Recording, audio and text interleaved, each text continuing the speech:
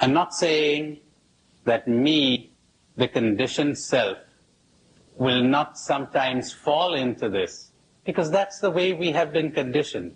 But is it conceivable that you would live a life where you would be so totally alone that you would depend on no one? Please try to understand this. We all depend on one another, don't we, for all kinds of things. We depend on the butcher and the baker and the candlestick maker. Interdependence, that's fine. We set up society and we organize society in this way. We allot different functions to different people for the welfare of everyone, so that we will function better and live more effectively, hopefully. But to depend on another psychologically, to depend on another emotionally, what does that mean? That means to depend on another human being for my happiness. Think about that. Because if you do, the next thing you will be doing, whether you're aware of it or not, is you will be demanding that that person contribute to your happiness. Next step, fear. Fear of loss, fear of alienation, fear of rejection, mutual control, perfect love casts out fear. Where there is love, there are no demands. There are no expectations. There is no dependency. I do not demand that you make me happy. My happiness does not lie in you. If you were to leave me, I will not feel sorry for myself. I enjoy your company immensely, but I do not cling. I enjoy it on a non-clinging basis. What I really enjoy is not you. It's something that's greater than both you and me.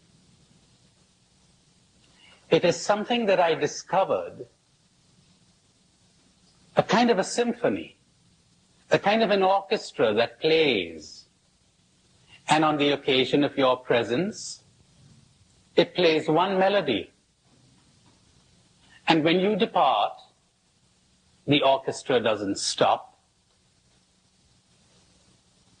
On the occasion of meeting someone else, it plays another melody, which is also very delightful.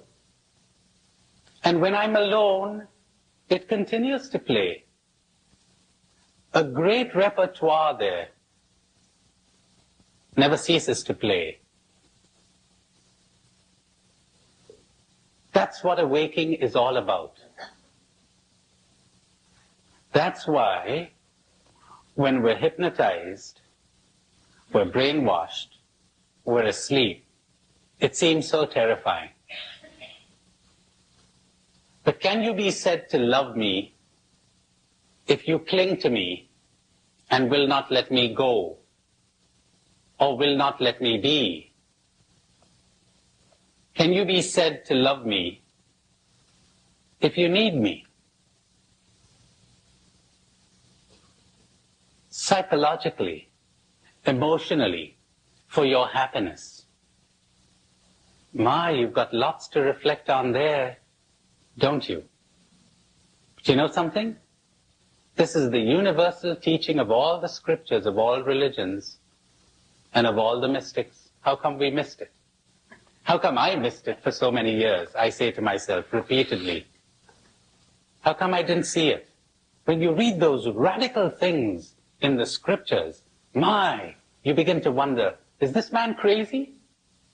After a while you begin to think, is everybody else crazy? Unless you hate your father and mother, brothers and sisters, unless you renounce and give up everything you possess, you cannot be my disciple. You've got to drop it all. Not physical renunciation, you understand. That's easy. It's seeing through the delusion. That's easy too. And they drop.